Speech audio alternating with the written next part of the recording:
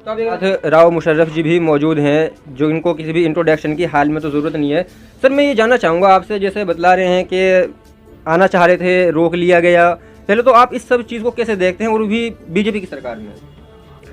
देखिए, रोकने का भी कोई ना कोई कारण रहा होगा, लेकिन मौलाना अरशद मदनी देवबंद से भाग गए हैं डर की वजह से। यशवीर महाराज जी का नाम सुनते ही वो देवबंद छोड़कर भाग गए हैं, लेकिन कब तक भागेंगे? महाराज जी ने कहा है कि कब तक खैर मनाएंगे मौलाना अरशद मदनी। यदि मौलाना अरशद मदनी बार बार यही गलती करते रहेंगे तो एक दिन इसका नतीजा इनको भुगतना पड़ेगा। सर मैं ये जानने का प्रयास कर रहा हूँ कि उनको रोक लेना, मौलाना अरशद मदनी भले ही देवबंद ना हो, लेकिन जिन बातों को विचार करना चाह रहे थे, मैं जानना चाहूँगा, जैसे सभी लोग कह रहे हैं कि मौलाना अरशद मदनी जो कहा वो सही है या गलत आपके नज़रिए से। दूसरा, और भी मौलाना है दारुल उलूम के अंदर, का वो दारुल उलूम आना चाहते थे, देवबंद आना चाहते थे, दारुल उलूम ही नहीं है, वक्त दारुल उलूम भी है, ज़करिया भी है, और हज़ारों मुफ्तियाँ हैं, इकराम हैं देवबंद के अंदर।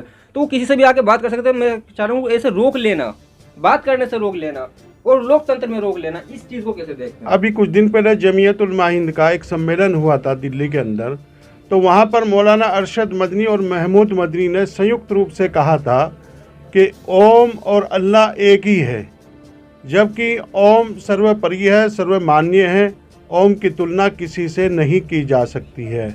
और उन्होंने ओम का अपमान भी किया था, ओम को हवा बताया था, जबकि ऐसा नहीं है। और उन्होंने ये कहा था कि इस्लाम धर्म की उत्पत्ति भारत में हुई है। हम कहते हैं कि जब भारत में इस्लाम धर्म की उत्पत्ति हुई है तो हम सऊदी अरब हज करने के लिए क्यों नहीं जाते हैं? तो हज भी यहीं होना चाहिए, देवबंद के अंदर होना चाहिए या दिल्ली में होना चाहिए? क्यों तमाम हिंदुस्तान के लोग जो हैं अरबों खरबों रुपये लगा करके लाखों की तादाद में सऊदी अरब के लिए जाते हैं? तो यहीं हज होना चाहिए। जब इस्लाम धर्म की उत्पत्ति भारत में हुई है तो हज भी इनको यहाँ दारुल उलूम देवबंद में कराना चाहिए। और हमेशा ये दूसरे धर्म का अपमान करते रहे हैं, अपने धर्म को ऊंचा दिखाने के लिए हमेशा इन्होंने सनातन धर्म का अपमान किया है, और ये इनको इसका नतीजा भुगतना पड़ेगा।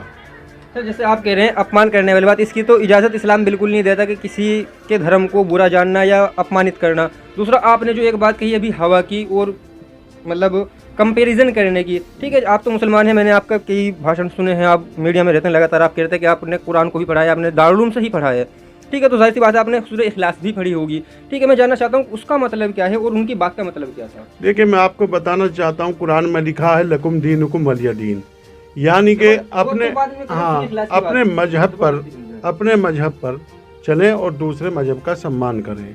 सूरह इखलास में लिखा है कुल वल्लाहु अहद अल्लाहु समद लम यलिद वलम यूलद वलम यकुल लहु कुफुवन अहद। क्या मतलब होता है? कुरान उसका मतलब है कि सिर्फ और सिर्फ वाहिद एक अल्लाह को मानो। कुरान में ऐसा लिखा है। हर मजहब के अपने है, जैसे गीता है, कुरान है, बाइबिल है, तो सिखों का ग्रंथ भी है, इसी तरह सभी के ग्रंथ हैं। तो अलग अलग हर मजहब में अपने मजहब की बड़ाई लिखी हुई है, लेकिन ये सब मजहब है। हिंदुस्तान में सिर्फ धर्म एक है, वो है सनातन धर्म, हिंदू धर्म, बाकी सब मजहब है। तो ये तो फिर आपने भी डिवाइड कर दिया, मजहबों को ही डिवाइड कर रहे हैं। हाँ नहीं, मजहब ही है, धर्म सिर्फ एक ही है। तो धर्म में और हमारे धर्म में राष्ट्रीय धर्म, समझाएंगे? विश्व धर्म सिर्फ एक है, सनातन धर्म, बाकी जो है सब मजहब है। तो इनमें फर्क क्या है? इसी में से निकले हुए हैं। फर्क क्या है? ये सब दुकान चलाने के लिए बनाए हुए हैं लोगों ने, अब अपनी दुकानें खोल ली। कोई दारुल उलूम देवबंद बना लिया, कोई जो है बरेलवी के नाम पे बना लिया, कोई खानका के नाम पे बना लिया, कोई वहाबी हो गया, कोई सुन्नी हो गया, कोई शिया हो गया, सब अब अपनी दुकानें चला रही हैं और भोले भाले मुसलमानों का बेवकूफ़ बनाने का काम कर रहे हैं, अलगाववाद पैदा कर रहे हैं। जब आपस में अलगाववाद पैदा होगा तो कट्टरवाद होगा, और जब कट्टरवाद होगा तो आतंकवाद फैलेगा। ये दारुल उलूम देवबंद और मौलाना अरशद मदनी के संगठन जितने हैं, ये सब आतंकवाद को बढ़ावा दे रहे हैं। ये आतंकवादियों की जो है पैरवाई करते हैं, कोर्ट में खड़े करते हैं ये वकील पैरवाई करने के लिए, दंगा ये कराते हैं और फिर दंगाइयों की पैरवाई करते हैं।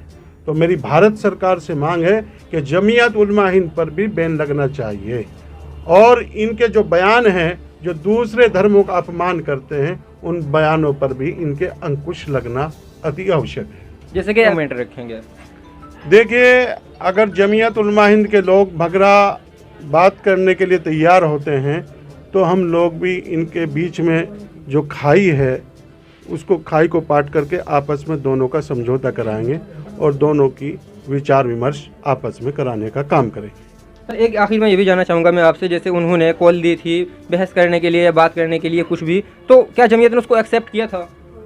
इसकी कोई सूचना है? देखिए, उन्होंने यहाँ पर सूचना भेजी थी लेकिन अभी तक कोई जवाब इन्होंने किसी तरह का नहीं दिया, किसी भी रूप में, ना लिखित रूप में दिया है, ना मौखिक रूप में दिया है, ना कोई मीडिया के थ्रू दिया है, ना कोई दूरभाष के द्वारा दिया है। ऐसा कोई इन्होंने भी कोई जवाब नहीं दिया है। आपका क्या संदेश है सबसे पहले तो देवबंद नगर वासियों के लिए? मेरा यही संदेश है